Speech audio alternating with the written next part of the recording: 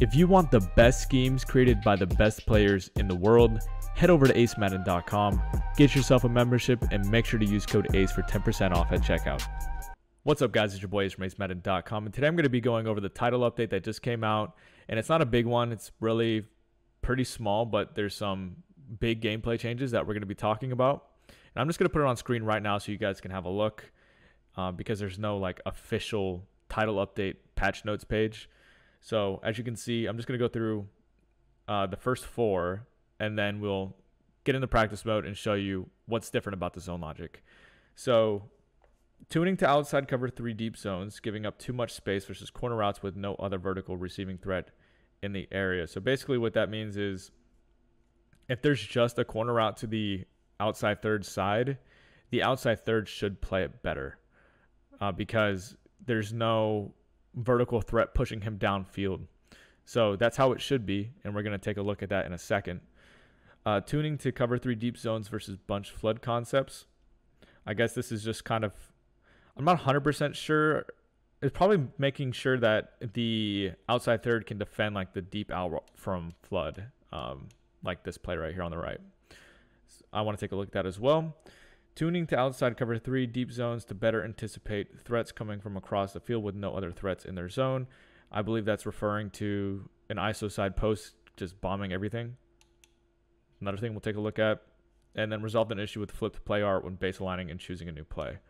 So let's go ahead and just hop into the play flood, because it seems like we can pretty much test everything from this play. So I'm going to press. So it's just a basic cover 3. And I really think, so the first point was giving up too much space versus corner routes with no other vertical receiving threat in the area.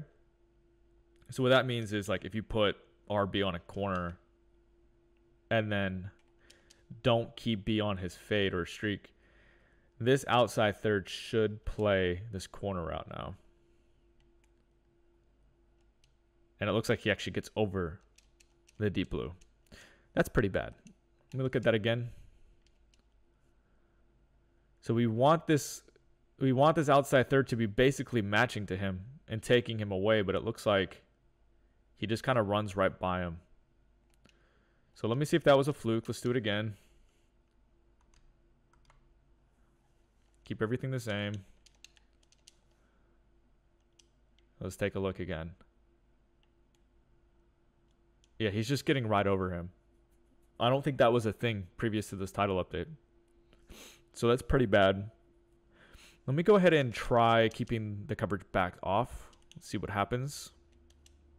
Maybe he'll be in a better position to play it. So now it looks like you can maybe get away with pass leading it in front of him.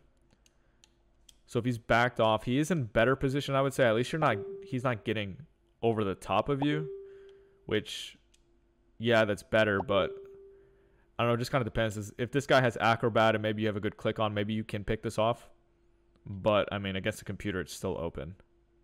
So it's not like completely bagging this corner out. I was kind of hoping it would, but it doesn't. So we kind of disproved their first point. I don't think they've fixed that, too well. The zone logic isn't good enough to like completely bag a corner route with no other vertical receiving threat in the area. So the second point was cover 3 deep zones versus bunch flood concepts. I don't think it's talking about bunch flood concepts with this fade, because if it was, it's going to be the same deal, because it's going to clear out that outside third. And at that point, it's just a high-low between RB and A for the flat zone defender. So you're going to see it bags the out route. You see how it bags it?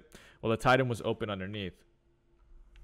So I don't think that's what it's talking about. I think it's talking more about if you do a setup like this, if you like hitch B, and then we want to see how does that outside third defender react to our out route from RB. So let's go ahead and take a look.